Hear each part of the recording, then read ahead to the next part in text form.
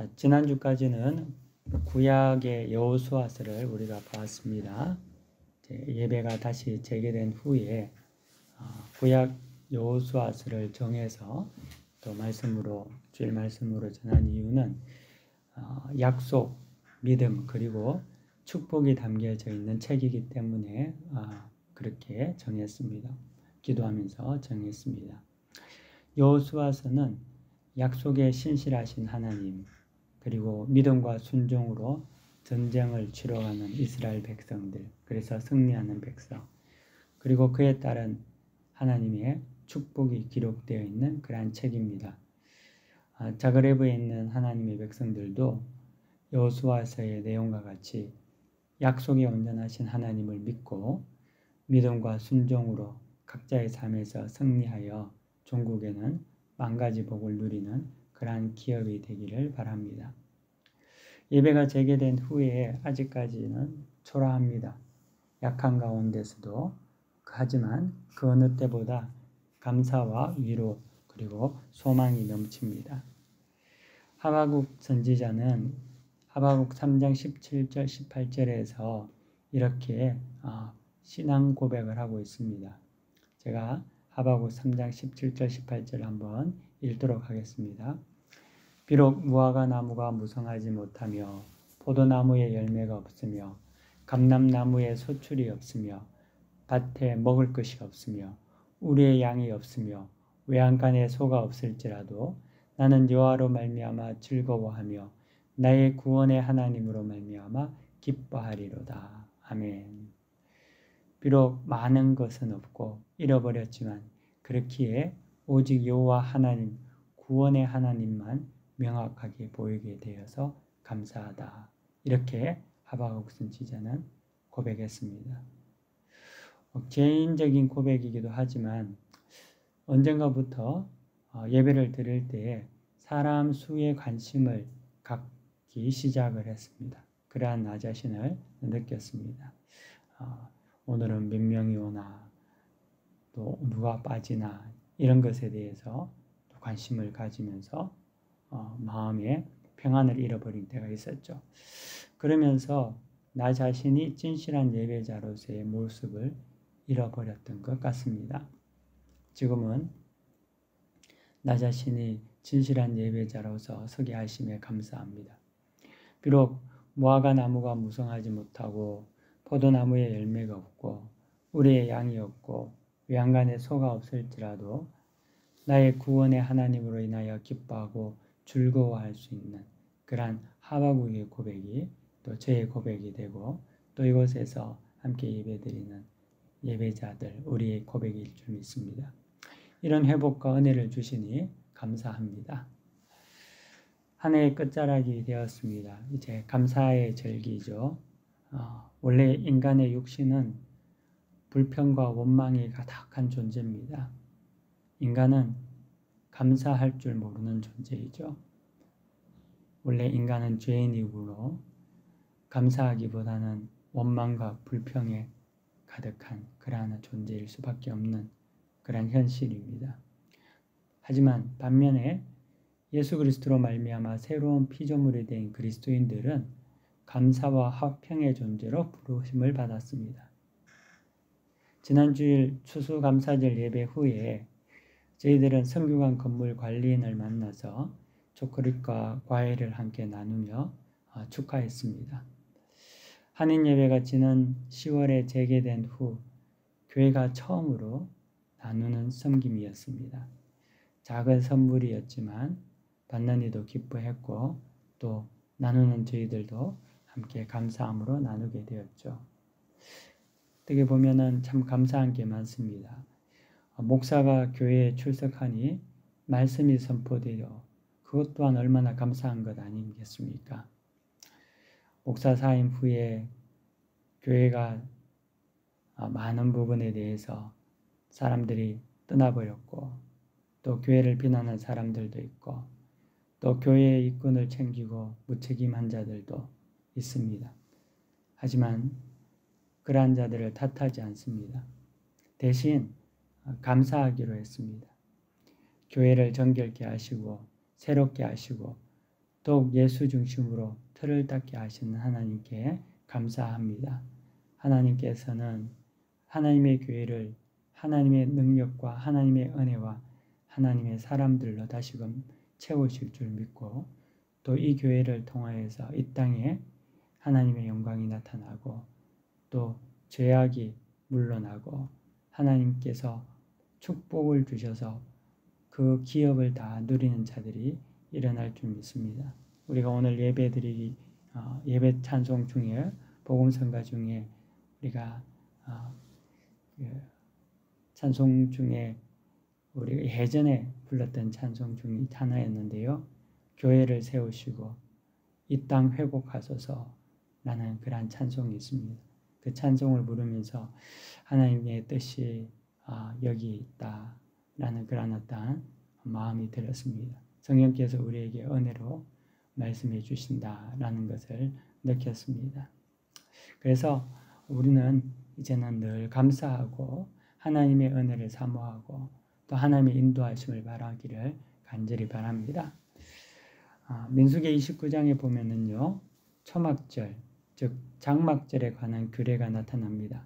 지난주에 말씀에 제가 나누면서 장막절이 시작하자마자 곧이어 초막절이 따라온다고 말씀을 드렸습니다.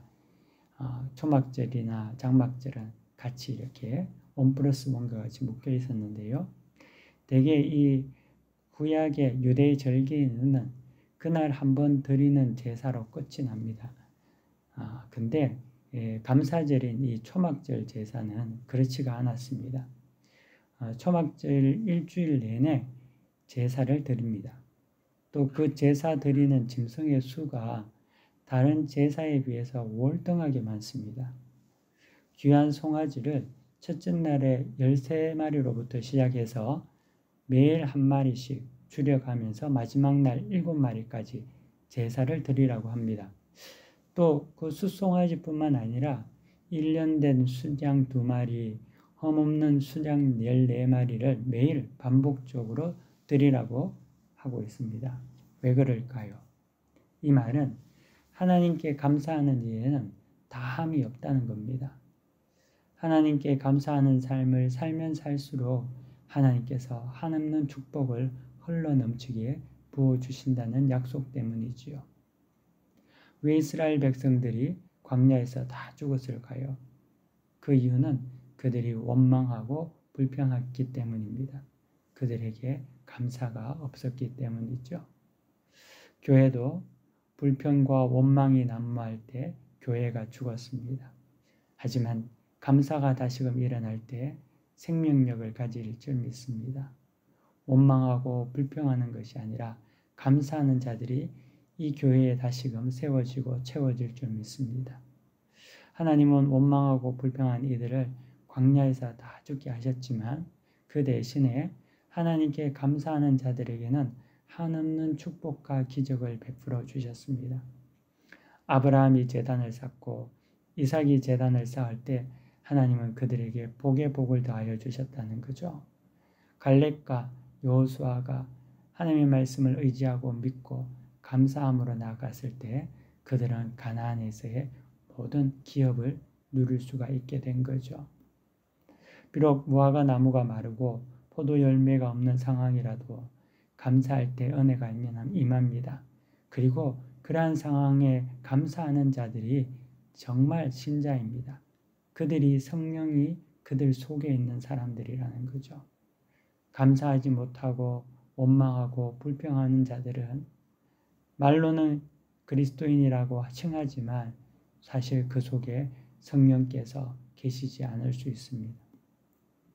그러므로 성령은 우리를 계속 증거해 주셔서 우리에게 감사가 넘치게 하고 원망과 불평이 물러가게 한다는 거죠. 감사만이 승리의 열쇠입니다. 사랑하는 성도 여러분, 우리 모두 감사하는 한 해가 되기를 바랍니다. 이때 감사하지 않으면 언제 감사하겠습니까?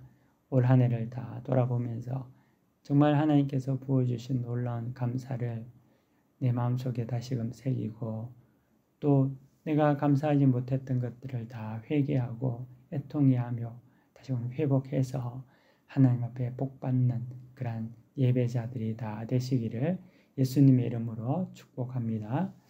이번 주부터 읽은 성경 본문 말씀은 신약의 에베소서입니다. 에베소서는 바울의 옥중 서신 중 한 권으로서 그가 로마에 1차 투옥되었을 때 기록한 서신입니다. 에베소서는 크게 두 부분으로 나누어 볼 수 있습니다. 전반부인 1장에서 3장까지와 후반부인 4장에서 6장까지로 나누어 볼 수 있습니다. 전반부는 교리적인 부분이고 후반부에는 실천적인 권면이 기록되어 있습니다. 우리는 교리라고 하면은 먼저 어렵게 생각하는데 교리는 다른 말로 하면은 지식이라고 생각하면 됩니다. 우리가 이단을 경계하는 이유는 그들이 가진 잘못된 지식 때문이 아니겠습니까? 신천지, 안상홍 정인, 통일고, 몰몬교, 여호와의 증인 등 이런 어떤 잘못된 교회, 이단 교회들은 그들이 가진 잘못된 지식 때문에 사람들을 그릇된 길로 가게 만들고 있지요. 어떤 지식을 갖고 있느냐에 따라서 사람의 신념과 태도와 믿음이 달라지게 되어 있습니다. 그러므로 바른 가르침은 참으로 중요한데 이가 교리라고 볼 수가 있는 거죠. 바울 서신은 대부분 교리 부분과 실천적인 국면이 나누어져 있습니다.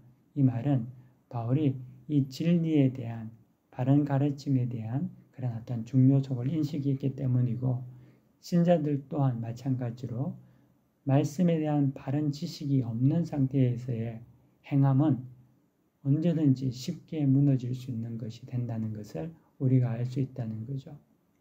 사단은 거짓의 압이라고 합니다. 이 시대에는 팩트 체크를 하지 않으면 안 될 정도로 거짓이 난무하죠. 이 사회는 무엇이 진실이고 무엇이 거짓인지 사실 정확하게 알 수 없을 정도로 혼탁합니다. 세상만 그럴까요? 세상뿐만 아니라 교회 안에도 거짓이 난무합니다. 이게 사단이 하는 짓이라는 거죠. 많은 교인들이 교회를 오래 다녀도 거짓과 속임수에 무너지는 이유는 이 진리의 터, 지식의 터, 교리의 터가 약하기 때문에 그렇습니다. 바른 지식 위에 틀을 잡지 못하기 때문에 쉽게 무너지고 만다는 거죠. 우리의 신앙은 하나님의 견고한 말씀 위에 서서 그 말씀을 순종하고 충성하고 인내하기보다는 감정에 붙잡힌 하나님을 따라가기를 원한다는 거죠. 우리는 울고 웃고 감동받고 위로받고 그런 어떤 로또식의 한탕주의의 그런 어떤 영적인 체험으로 하나님을 믿고 구하다 보니까 언제든지 조금만 사단의 시험이 오고 어려운 환경이 돌아가게 되면 그 안에서 모든 것을 잃어버리고 실패하고 맙니다. 또한 기도하지 않기 때문이죠. 기도할 때 성령께서 우리를 붙잡으시고 또 말씀으로 위로해 주시고 또 길을 인도하시는데 기도하지 않기 때문에 그렇게 된다는 거죠. 사랑하는 성도 여러분 성경 공부를 하고 말씀의 견고한 터 위에 여러분들이 서기를 힘쓰시기를 바랍니다.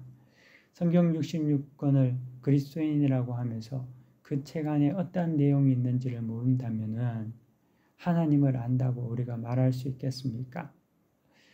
오직 하나님 말씀 위에 견고한 터 위에 설 때만이 우리는 모래 위에 세운 성이 아니라 반석 위에 세운 성이 돼서 무너지지 않는다는 거죠.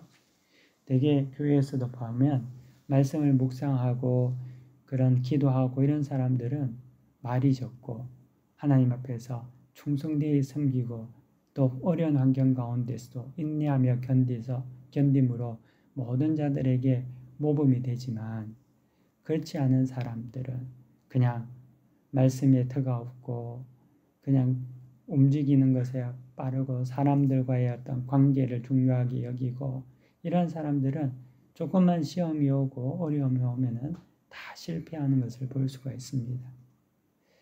특별히 우리는 말씀에 여러분들이 관심을 가지고 더욱더 기도로 나아가시는 모두가 되기를 바랍니다. 교회 홈페이지에 2024년도 성경 읽기표를 업로드해 놓았습니다. 여러분들이 필요하면 다운해서 사용하시고 말씀을 읽고 묵상하는 데 도움이 되기를 바랍니다. 먼저 우리가 읽을 이 에베소서가 어떤 곳인지를 좀 살펴봐야 할 것 같습니다. 에베소는 아시아에 있는 로마의 주도로서 바울이 3차 선교 여행 시 3년 동안 머무르며 복음 전도를 했던 곳입니다.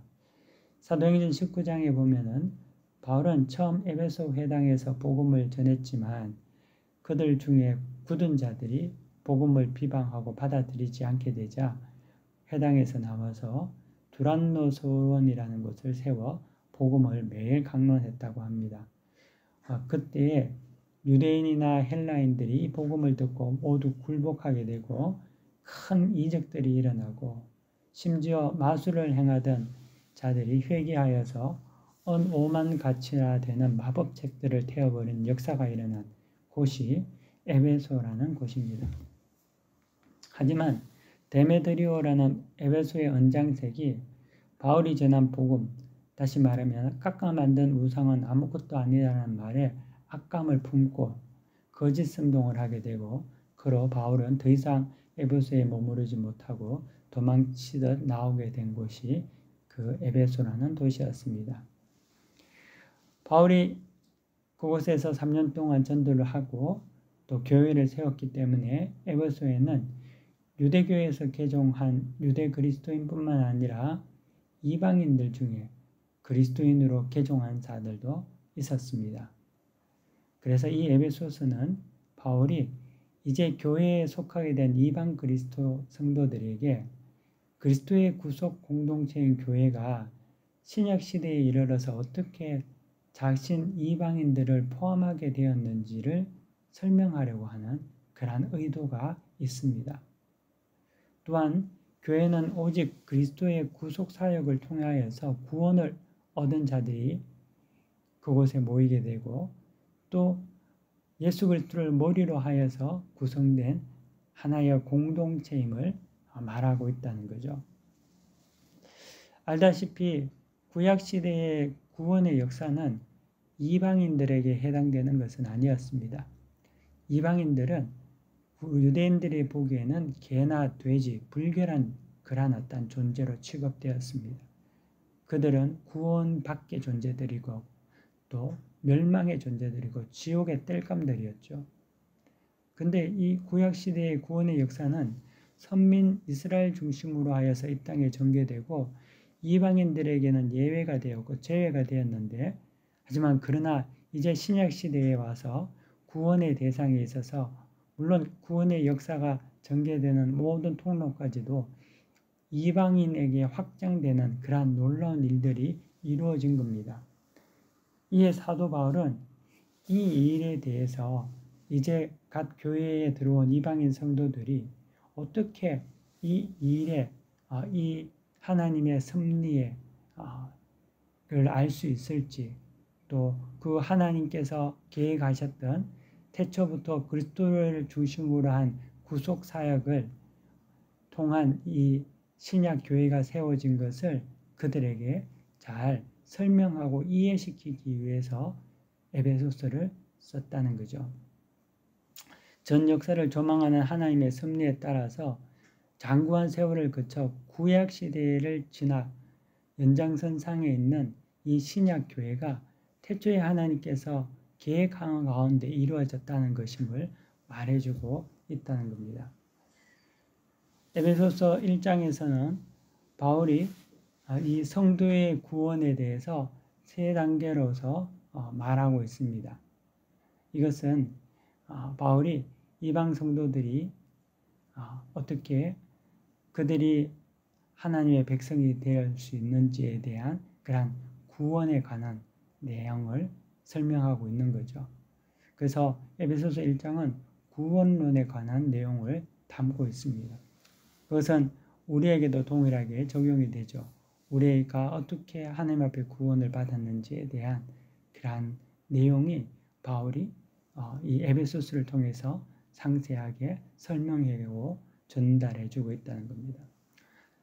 에베소서 1장에 보면은 첫째로는 이 구원에 관해서 말을 할 때에 태초에 성부 하나님의 예정과 선택에 대해서 말씀을 하고, 두 번째로는 성자 예수님의 십자가 재속함과 용서에 대해서 이야기를 하고, 세 번째 성령 하나님의 영원한 보증을 통하여서 구원이 완성되었다라고 이야기를 하고 있습니다. 태초에 성부 하나님의 예정과 선택은 성도 한 사람이 구원받는 일은 결코 사소한 일이 아니라는 거죠. 이는 창세전에 하나님께서 그를 택하시고 예정하신 뜻 가운데 이루어지시는 놀라운 기적과 같은 일입니다. 그가 태어나기 전에 성부 하나님은 그를 사랑하셔서 구원하시기로 작정하셨습니다. 이 에베소에 있는 이방인들도 그들이 하나님께서 태초에 작정하시고 예정하셔서 선택한 사람들이었다는 거죠. 마치 야곱을 내가 사랑하고 에서를 내가 미워하신다 하신 것처럼 그가 형성되기도 전에 하나님은 그의 구원을 예정하시고 선택하셨다는 겁니다. 이것이 하나님의 예정과 선택이라는 거죠. 그래서 바울은 에베소서 1장 3절에서 6절까지 이렇게 말하고 있습니다. 찬송하리로다. 하나님 곧 우리 주 예수 그리스도의 아버지께서 그리스도 안에서 하늘에 속한 모든 신령한 복을 우리에게 주시되 곧 창세전에 그리스도 안에서 우리를 택하사 우리로 사랑 안에서 그 앞에 거룩하고 흠이 없게 하시려고 그 기쁘신 뜻대로 우리를 예정하사 예수 그리스도로 말미암아 자기의 아들들이 되게 하셨으니 이는 그가 사랑하시는 자 안에서 우리에게 거저 주시는 바 그의 은혜의 영광을 찬송하게 하려는 것이라. 아멘. 하나님께서 우리의 구원을 위해서 태초에 우리가 태어나기도 전부터 예정하셨다는 그 하나님의 선택의 예정에 대한 말씀을 바울은 이야기를 하고 있습니다. 지금 TV의 뉴스를 보면은 이스라엘과 하마스 전쟁 중에 있고 이제 인질 석방을 하고 있다고 지금 뉴스에서 말하고 있습니다. 얼마 전이죠. 10월달 그때도 초막절이었으니까 감사절 아닙니까? 그때 키부츠에 초막절을 지내려고 그 초막절을 이제 축하하기 위해서 보내기 위해 있는 키부츠에 있는 사람들이 하마스에 의해서 인질로 잡혀가고 또 그렇게 해서 전쟁이 시작이 되었습니다. 근데 지금 그 인질로 잡혀간 사람들 중에서 이제 인질 석방 이야기가 오고 가고 있는데 그 인질 석방 명단에 자기의 이름이 올라가면 얼마나 좋을까요? 그 석방자 명단에 자신이 선택되었다면 정말 감격한 일일 겁니다. 이처럼 이 땅의 생명에 관해서도 눈물과 감격과 소름이 돋는 그런 어떤 전율을 느끼죠. 하물며 하나님께서 태초에 예정하고 선택하신 자의 심정은 어떠할까요? 감격과 눈물과 찬양과 전율이 없을 수 없다는 거죠. 사랑하는 성도 여러분, 여러분들은 날마다 이 감격과 눈물과 찬양과 전율 속에 있습니까? 하나님께서 태초에 당신을 선택하여 예정하신 그 구원의 은혜를 기억하십시오. 이 은혜를 기억하면은 하루하루가 늘 감동과 감사요 소망이 될 것입니다. 두 번째로 이 구원의 역사는 성자 예수님의 십자가에서의 제사함과 용서로 완전히 성취되게 됩니다. 성부 하나님은 예정하시고 선택하신 자의 죄를 사하기로 작정하셨습니다. 이 일을 성자 예수 그리스도를 통하여 십자가 위에서 완전히 성취하셨던 거죠. 성부 아버지는 예정하시고 계획하시고 선택하시고 성자 예수 그리스도는 그 일을 순종함으로 십자가에서 당신의 죄를 대속함으로써 구원을 완전히 이루신 것입니다. 성자 예수님은 혹독한 죄값을 치르시고 대신 십자가에 죽으심으로 우리의 죄를 완전히 깨끗해 하시고 그리고 하나님의 의에 합당케 성취하셨습니다. 그래서 바울은 7절부터 12절까지 이렇게 말하고 있습니다. 우리는 그리스도 안에서 그의 은혜의 풍성함을 따라 그의 피로 말미암아 속량 곧 죄사함을 받았느니라. 이는 그가 모든 지혜와 총명을 우리에게 넘치게 하사 그 뜻의 비밀을 우리에게 알리신 것이요 그의 기뻐하심을 따라 그리스도 안에서 때가 찬 경륜을 위하여 예정하신 것이니 하늘에 있는 것이나 땅에 있는 것이 다 그리스도 안에서 통일되게 하려 하심이라. 모든 일을 그의 뜻대로 일하시는 이의 계획에 따라 우리가 예정을 입어 그 안에서 기업이 되었으니 이는 우리가 그리스도 안에서 전부터 바라던 그의 영광의 찬송이 되게 하려 하심이라. 아멘. 예. 하나님께서는 구원을 예정하시고 선택하시고 예수 그리스도께서는 그 구원을 완전히 성취하셨습니다.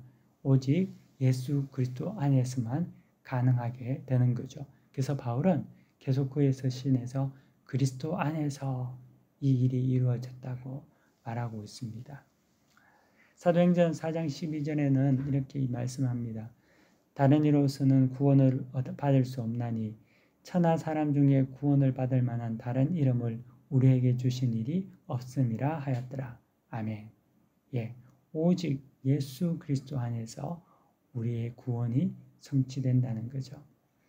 현대 포스트 모더니즘 시대에는 오직 예수를 거부합니다. 나름 종교마다 의미가 있고 또 길이 있고 진리가 있다고 합니다. 하지만 사단의 거짓말에 속지 마십시오. 예수께서 이르시되 내가 곧 길이요 진리요 생명이니 나로 말미암지 않고는 아버지께로 올 자가 없느니라 라고 분명하게 말씀하셨습니다. 세 번째는 성령 하나님의 영원한 보증이 구속사의 가운데 있다는 거죠. 한 사람에게 이루어진 성부 하나님의 예정과 성자 예수 그리스도의 죄사함의 성취는 우리 안에서 성령 하나님의 보증을 통하여서 확정됩니다. 13절 14절에 보면은 이렇게 적혀 있습니다. 그 안에서 너희도 진리의 말씀 곧 너희의 구원의 복음을 듣고 그 안에서 또한 믿어 약속의 성령으로 인치심을 받았으니 이는 우리 기업의 보증이 되사 그 얻으신 것을 속량하시고 그의 영광을 찬송하게 하려 하심이라. 아멘. 예, 구원의 확신은 자신의 의나 선에 있는 것이 아닙니다. 또는 구원의 확신은 내 자신의 생각에서 나타나는 것이 아니라는 거죠. 물론 행함이 아니라 오직 예수 안에서 성령의 보증을 통하여서 확정이 되는 겁니다. 구원받은 백성에게 성령님께서 확정해 주시고 용기를 주시고 낙심치 않게 하시고 끝까지 믿음의 길을 가게 하신다는 거죠. 바울은 이 삼위일체 하나님의 역동적이며 긴밀한 교통 가운데 우리의 구원이 이루어졌다고 말하고 있습니다. 그리고 이 구원을 유대인이나 헬라인이나 이방인이나 모든 자들에게 하나님께서 태초에 계획하신 그 섭리가 예정과 하나님의 선택이 온전히 예수 그리스도로 말미암아 성취되고 성령님으로 말미암아 보증되고 있음을 말해주고 있다는 거죠. 그래서 신약의 교회는 구약의 하나님께서 세우셨던 모든 율법 안에서 이루어진 모든 것들과 동일한 연장선상에 있다는 거죠. 그것은 변개되거나 깨어진 것이 아니라 예수 그리스도로 말미암아 완전한 성취가 이루어졌음을 말해주고 있다는 거죠. 이런 삼위일체 하나님의 역동적이며 긴밀한 교통 안에서 우리 또한 구원을 받았고 하나님의 자녀가 되었습니다. 구원론이라는 것은 우리가 신학을 교리적으로 볼 때는 되게 어렵게 느낄 수가 있지만 사실 구원론은 하나님의 역동적인 하나님의 놀라운 수고하심이 그 안에 담겨져 있는 그러한 너무나 귀한 지식이고 교리입니다.